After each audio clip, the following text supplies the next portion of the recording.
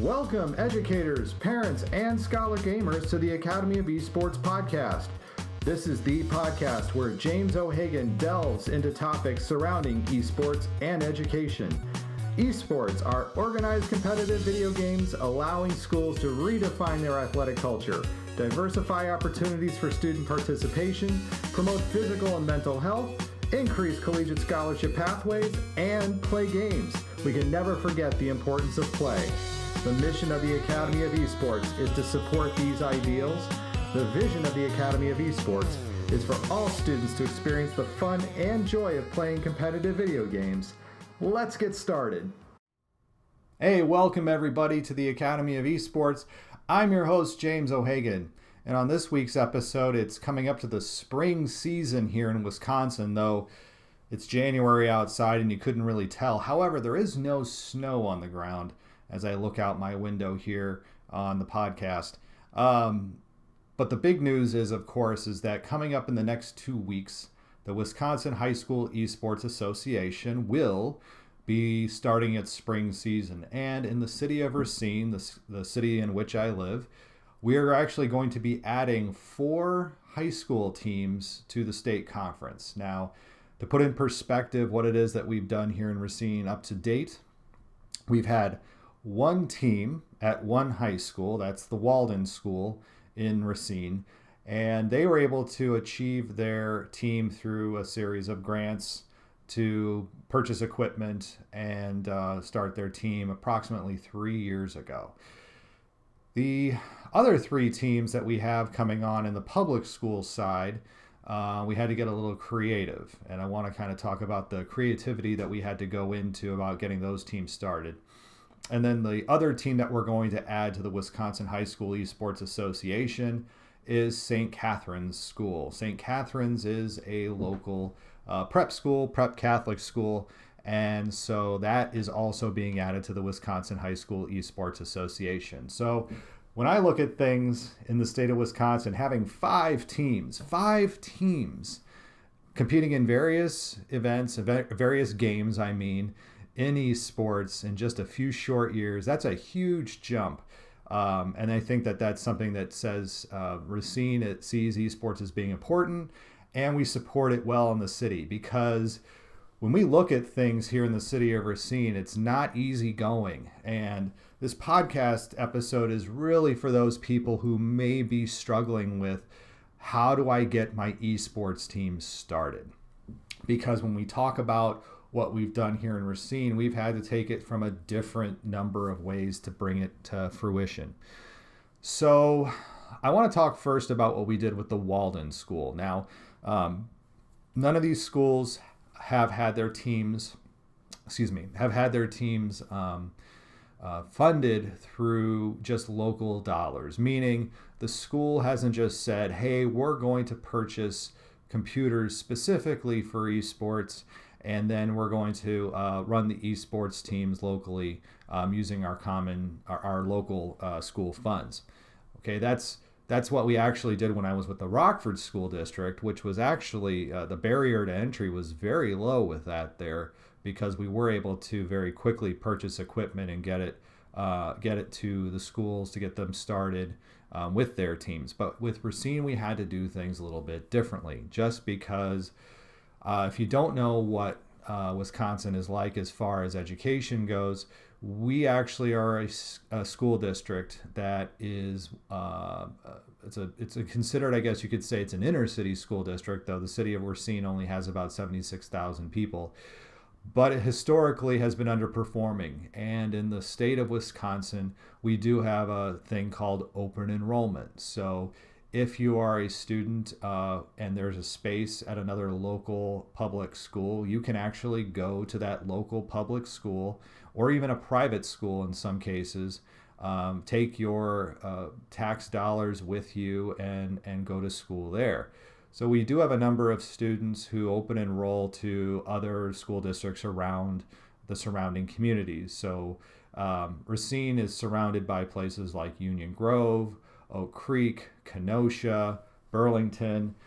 So we get some students who go to those school districts and leave us and take their dollars with us. They also can go to some of the local private religious schools such as St. Catherine's or Lutheran. So we've been dealing with, over the last several years, some deficits in the school system, which precludes us from having money to spend frivolously. I shouldn't say frivolously, but to have dollars to spend on technology that we would use to specifically support esports, because we do have a lot of needs, and it's important to understand what all those needs are. I mean, when you're talking a district of around 20,000 children, there's a lot of needs that have to be met. So as wonderful as I believe esports is, I also understand that there are limitations, and maybe you as an educator may be coming up against some of those limitations as well in your own school district. So if you don't have those local dollars available to you, what can you do? Okay. So for example, with the Walden school, we were actually able to get a grant. And actually the grant came from the Racine Unified School District. They were doing grants because they were looking for innovative uses of technology. We called them RIGHT grants. So Racine Innovative Technology, I forgot what the E stands for. But they were school district grants because they wanted to see what teachers would come up with as far as innovative ideas around technology. And so I worked with one of the teachers at the Walden school to develop the grant. And the grant was around, I believe it was 11 or 12 gaming laptops, because we didn't want to use desktops in the situation because we weren't sure if we could dedicate space into a lab, and we just wanted to have some flexibility in order to take the equipment somewhere else. So we worked for the grant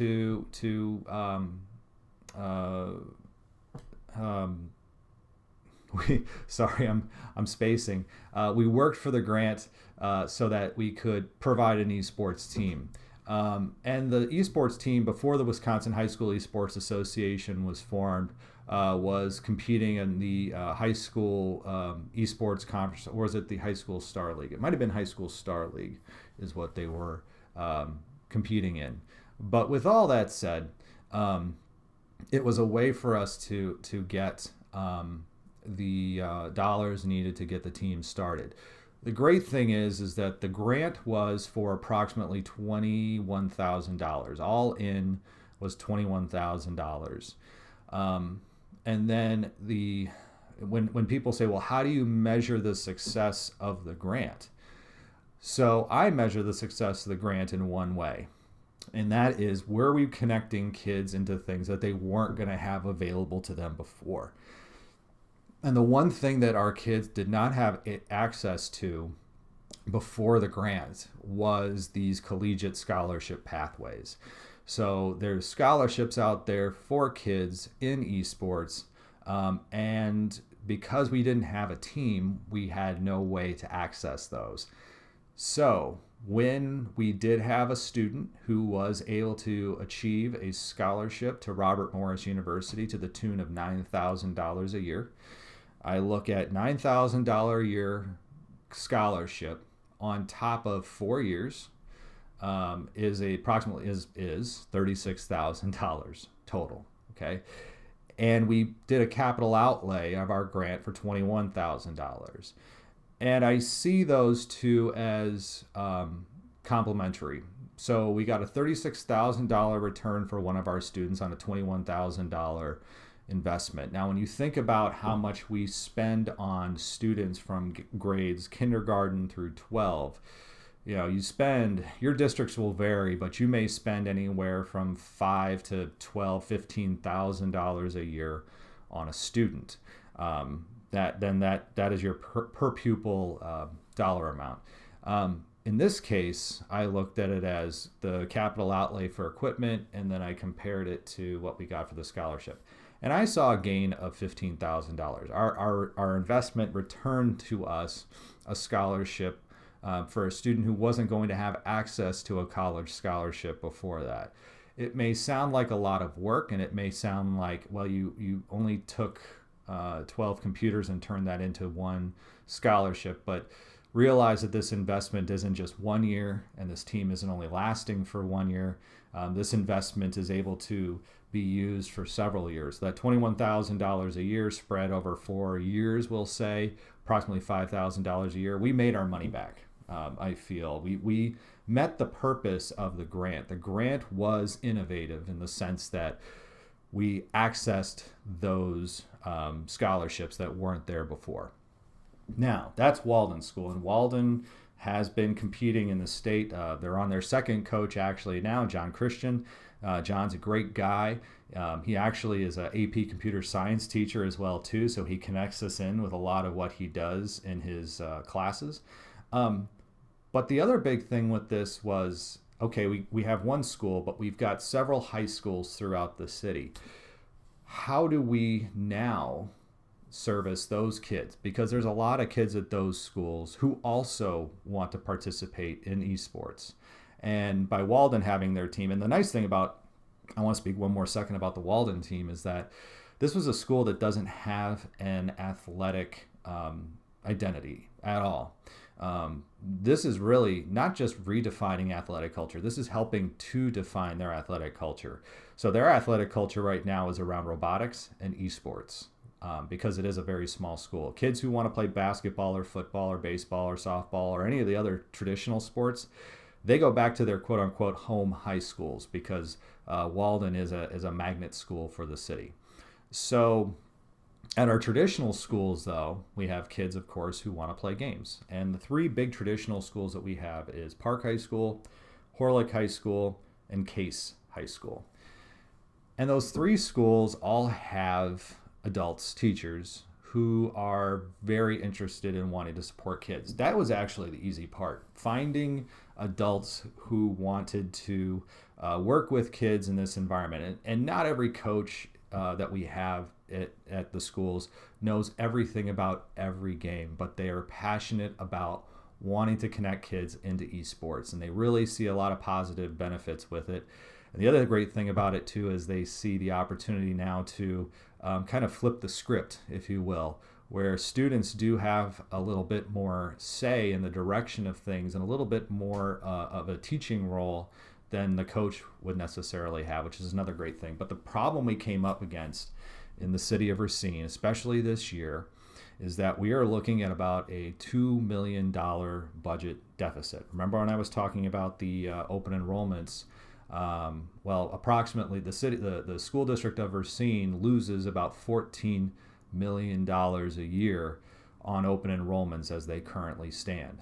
So if you can imagine cutting $14 million from a $300 million budget, it may not sound like a lot, but when you've been cutting for years and years and years, and that includes staff and services, that $14 million is not something that is easily now absorbed.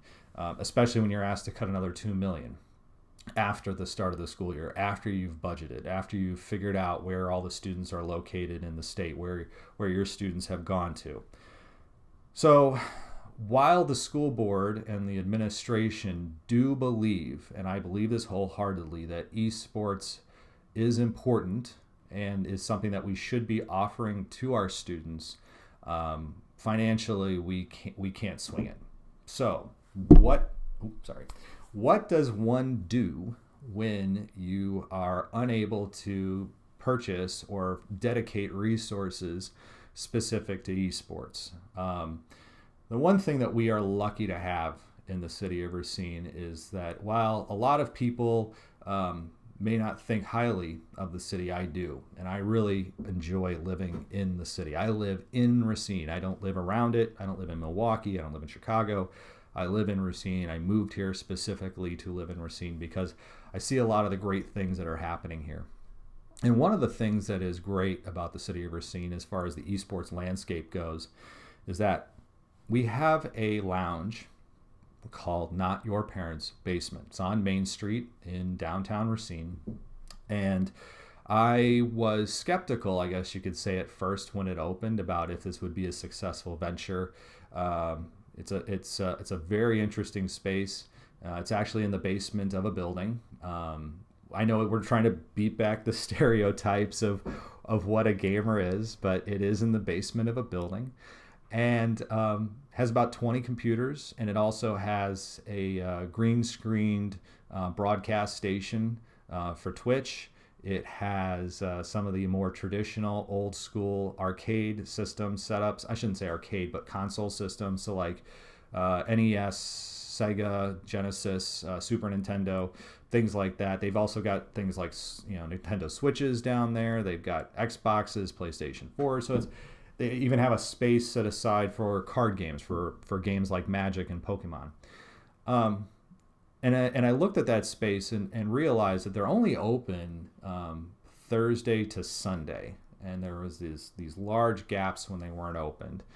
And the owner of the space, his name is Ian, and I had kind of struck up conversations in the past about wanting to find some way to partner together. Well, we did. We found a way to partner together, and that partnership, while costing us money, a little bit of money, only it's minuscule compared to the needs of purchasing and outlaying equipment for all these teams and dedicating spaces for all these teams. We were able to develop a partnership much like how a school district would develop a partnership with, say, a bowling alley. There's a lot of schools that have bowling teams, but they don't necessarily dedicate all that time and space to building a bowling alley in their school. Why would you build a bowling alley when you've got perfectly capable bowling facilities in town?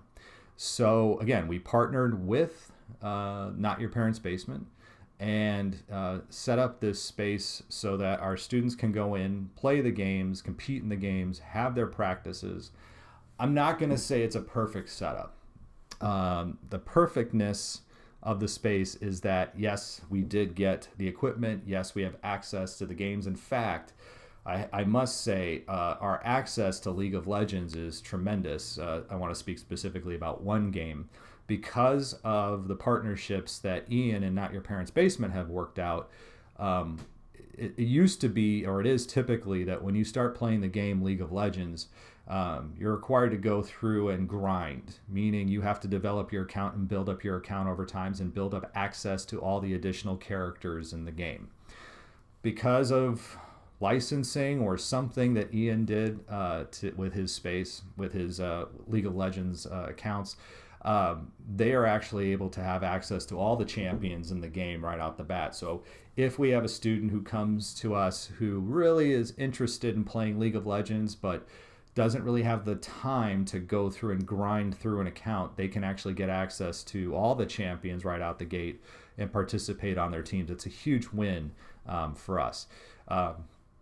Also with Overwatch, Rocket League, all those licenses, a game like Overwatch requires you to purchase a license in order to play. You're supposed to play under your own character, your own screen name. For some of our students, that's not something that they're able to do. That's not an investment that all of our students can make. Not Your Parents' Basement has access to in-house accounts that we will be using with some of our students, so they don't have to make that outlay of cost. The one thing that is going to just be a barrier for our students, and one of the reasons why I enjoy and would prefer having our esports team in our schools, is travel and transportation. I don't know what travel and transportation is like in your school districts, but it is something that when we think about these things with our students, especially when we're talking about, we'll just use a local gaming lounge, we have to think about how are kids going to safely get from point A to point B, because buses are not always available. Buses, if you have ever dealt with a school bus system, it is not an easy thing to always do, especially if it's a private bus company. If it's a school district's own bus, it's a little bit easier. But when you're dealing with a private bus company, every time that those tires hit the streets, you have to pay money. So we can't just say, hey, we're going to have a bus that's going to take kids out there. So we're going to be relying on kids to find a variety of different ways out there, whether that's the city bus system, which is a viable option, and it is actually Not Your Parents' Basement is located on Main Street in downtown Racine. So there is some ease of access to get out there. But again, transportation is something that can be a barrier. So it's not perfect, I guess you could say, but there are certain things that you're going to, if you're looking at alternative ways to get your kids involved with esports, there are certain things you're going to have to consider and think about when you are developing your plan for your teams. Now, not every person has access to a gaming lounge in their city or in their town. We just happen to be. You can also, if you wanted to think about other ways to bring your team into esports, if you wanted to bring your team into school's team into esports, you could also consider letting kids bring their own devices. Now, I will say that bringing your own device, being a former person who was involved in IT, can also have its own overheads. So if you're thinking about going that route of having kids bring their own devices to school, you also need to contact your IT director and make sure that that's going to be okay. Not common that a kid can just take their computer and plug it into the school network. If it's a laptop, the IT director may be able to set up a separate Wi-Fi access for gaming laptops. May require you to give some details about the laptops themselves. If they're bringing laptops, they're bringing desktops in. They may need to hardwire them in, but they may also, again, need to collect some information about the machine in order to put it onto the network. That's very common. So if you're asked about that, don't feel that you're being put out because you're bringing in an esports club or a team. Think about, again, the IT director has to worry about security of the network and security of the building's resources. And so these are things that are not uncommon to be asked for. So again, I look forward to sharing with you over the coming weeks the trials and tribulations of our new teams in the city of Racine. And as I told the people with which, the coaches, we had a meeting earlier this week, and as I told them, I said, look, a couple of things to realize with all of this. Number one, this is meant to be fun. This is supposed to be something fun and enjoyable for kids. So let's enjoy this. And the other thing I said too is that this is not going to be perfect out the gate. We are going to have growing pains. We are going to have some struggles. While I have done this for several years, there's always something new that can be learned with all of this. We're doing something completely different. We're not doing it in-house. The new layer of difficulty, of course, is now we have a public space. We've got schedules, and hopefully we can get all teams time to practice, to play, to enjoy the space. But we also have to understand that the Not Your Parents' Basement is a business, and they also have to be able to run their business. And hopefully with this, as we go through, we will be able to, I'll be able to report back to you again the successes and the struggles that we've had. The other thing I did too, and I really am happy about this, is while I kind of have really been spearheading this at the administration level of the district, and we've got some really good people, some really good coaches, and some really good kids, I also was able to secure for us I guess you could say, I don't know what I would call him. There's a student who's in my virtual learning program, and he is a regular at Not Your Parents' Basement, but he's not really attached to a team right now. He was on the Walden team. But I decided that it was important to give this student an important role with organizing everything. So I guess you could say we have a senior who is now an event organizer. He is going to be coordinating the practices, the practice schedules, the tournament competitions, the scrimmages. He's going to help be tech support. We're using this as a vehicle to include students in new ways. And as we get started, or as you get started, don't think you have to do everything at once. I would love to right now have students who are involved with the video production, shoutcasting right now, but we're bringing in, again, we already have one team. We're bringing in 3 additional teams, plus the parochial schools bringing in their team. So we're going to have 5 teams, 4 of them operating out of this space. So it's going to be necessary for us to grow slowly and grow as we can. As students become more comfortable with the environment, as the season goes on, do we look to add shoutcasters? Yes. Do we look to add some level of data analysis to all this? Yes. Do we look to add better structure to the practices as the coaches start to get comfortable with their students and the environment? Absolutely. But you don't necessarily have to start all those things all at once. Just as you go through, don't forget to do those things. That will do it for this week on the Academy of Esports. I've been your host, James O'Hagan. You may follow me on Twitter at Jim O'Hagan. That's spelled at JIMOHAGAN, and through the Academy of Esports account at TAO Esports. That's spelled at TAOESPORTS. It's a great way to get the latest blog posts, podcast episodes, and news coming out of esports and education. And remember, you can continue your engagement by going to www.taoesports.com. You can also connect through Facebook at www.facebook.com/TAOesports. Thanks again for listening, and I look forward to our time again next week.